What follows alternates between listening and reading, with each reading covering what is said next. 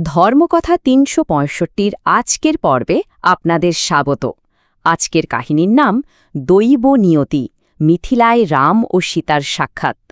অবশেষে সেই মাহেন্দ্রক্ষণ এলো। ঋষি বিশ্বামিত্রের সাথে রাম আর লক্ষ্মণ এসে পৌঁছালেন বিশাল রাজ্য মিথিলায়।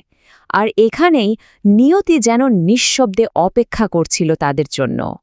মিথিলা নগরী কি যে সুন্দর আর প্রাণবন্ত ছিল! ভাবুন তো, উঁচু উঁচু রাজপ্রাসাদের চূড়াগুলো সূর্যের আলোয় কেমন ঝলমল করছিল। আর রাস্তাঘাট, সে তো লোকে লোকারণ্য, যেন এক বিরাট উৎসবের প্রস্তুতি চলছে। আসলে চলছিলও তাই।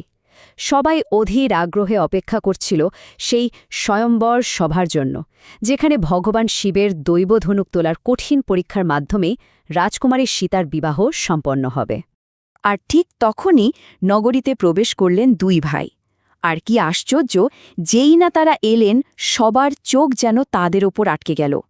তাদের চেহারায় একটা রাজকীয় ভাব, অথচ আচরণে কি ভীষণ নম্রতা! এই দুয়ের মিশেল সবার মনে এতটাই গভীর ছাপ ফেলল যে সবাই নিজেদের মধ্যে ফিসফিস করে কথা বলতে শুরু করল। কে এই দুই তরুণ যোদ্ধা? কোথা থেকে এসেছেন তারা? দুই ভাই, অথচ ব্যক্তিত্বে কি দারুণ পার্থক্য! একদিকে দেখুন রাম, একদম শান্ত ধীর পায়ে হাঁটছিলেন, তার মুখ থেকে যেন শান্তির একটা আভা ঠিকরে পড়ছে। আর অন্যদিকে লক্ষ্মণ, তার চোখে মুখে একটা সতর্ক ভাব আর তারুণ্যের ভরপুর তেজ। বলা যায়, একজন যদি হন শান্ত মর্যাদার প্রতীক, তো অন্যজন যেন তার জীবন্ত রক্ষা কবচ। নগরবাসীর মনে তখন একটাই প্রশ্ন ঘুরপাক খাচ্ছিল। আর এই কৌতূহল কিন্তু শুধু সাধারণ মানুষের মধ্যেই সীমাবদ্ধ ছিল না। খুব দ্রুতই এই খবর রাজপ্রাসাদেও পৌঁছে গেল।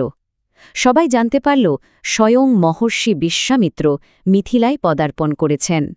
খবরটা পাওয়া মাত্রই রাজা জনক নিজে ঋষি বিশ্বামিত্রকে স্বাগত জানাতে এগিয়ে এলেন। তিনি পরম শ্রদ্ধায় ঋষির সামনে মাথা নত করে বললেন, আপনার আগমনে আমার এই রাজ্য ধন্য হল প্রভু। এরপর বিশ্বামিত্র তার পাশে দাঁড়ানো দুই রাজকুমারের পরিচয় করিয়ে দিলেন। বললেন, এনারা হলেন অযোধ্যার মহারাজ দশরথের সুযোগ্য পুত্র রাম ও লক্ষ্মণ। এই পরিচয় পেয়ে তো রাজা জনক যার পর নাই আনন্দিত হলেন। কিন্তু একদিকে যখন এই রাজকীয় অভ্যর্থনা চলছিল, তখন অন্যদিকে প্রাসাদের বাগানে ঘটতে চলেছিল আর এক ঘটনা, এক নীরব কিন্তু ভাগ্য নির্ধারণকারী মুহূর্ত। চলুন দেখি সেখানে ঠিক কি হচ্ছিল। ঠিক সেই সময় রাজকুমারী সীতা তার সখীদের সাথে রাজবাগানে ঘুরে বেড়াচ্ছিলেন। তিনি সেখানে এসেছিলেন দেবী গৌরীর কাছে প্রার্থনা করতে, তার ভবিষ্যতের জন্য আশীর্বাদ চাইতে। সীতা যে শুধু তার রূপে গুণেই পরিচিত ছিলেন তা নয়, তার দয়া, জ্ঞান আর গভীর ভক্তি তাকে সবার থেকে আলাদা করে তুলেছিল। আর ঠিক সেই মুহূর্তে নিয়তি তার জাল বুনল। বাগানে হাঁটতে হাঁটতে হঠাৎ সীতার চোখ পড়ল প্রাঙ্গণে থাকা অতিথিদের দিকে, আর তাদের মধ্যেই ছিলেন রাম। এক পলকের জন্য, মাত্র এক পলকের জন্য তাদের দুজনের চোখাচোখি হল। কোনো কথা হল না, কোনো শব্দও না, কিন্তু সেই এক মুহূর্তের নীরবতায় যেন হাজারো কথার চেয়েও বেশি কিছু বলে গেল। এক গভীর আত্মিক সংযোগ তৈরি হল। ওই যে বললাম, নিয়তির খেলা, ওই নীরব দৃষ্টিবিনিময়ের মধ্যেই আসলে ডেস্টিনি তার কাজ শুরু করে দিয়েছিল। সেই এক পলকের দেখাতেই তাদের জীবন দুটো যেন এক অদৃশ্য সুতোয় বাধা পড়ে গেল, যদিও তারা দুজনেই তখন এই বিষয়ে সম্পূর্ণ অজ্ঞাত ছিলেন।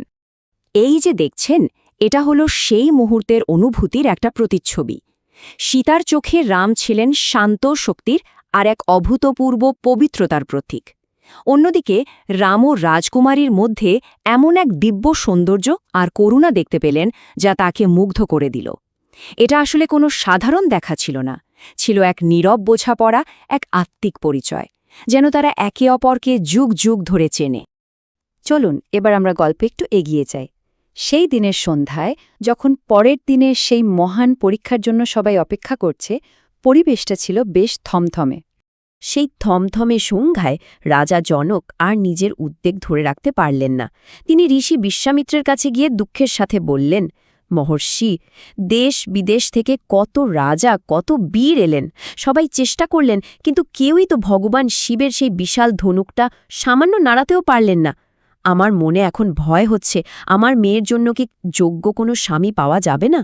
রাজা জনকের এই গভীর উদ্বেগের উত্তরে ঋষি বিশ্বামিত্র কিন্তু ছিলেন একদম শান্ত। তিনি শুধু মৃদু হেসে বললেন, রাজেন, এত চিন্তা করবেন না। আগামীকাল কি হবে তা তো নিয়তিই ঠিক করে রেখেছে। কালকে সভায় সবকিছুর উত্তর দিয়ে দেবে। তার এই শান্ত কথায় যেন এক গভীর আস্থা আর ভবিষ্যতের ইঙ্গিত লুকিয়েছিল। আর এই পুরো কথোপকথনের সময় রাম কি করছিলেন?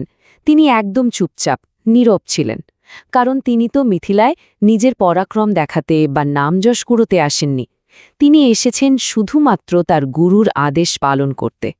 আর এই নিরহংকার, এই নম্রতায় কিন্তু ছিল তার সবচেয়ে বড় শক্তি। গল্প এখন এক চরম সন্ধিক্ষণে। পরের দিন মিথিলার সেই বিশাল রাজসভায় আনা হবে ভগবান শিবের সেই দৈব ধনুক। গোটা বিশ্ব এক ঐতিহাসিক মুহূর্তের সাক্ষী হতে চলেছে।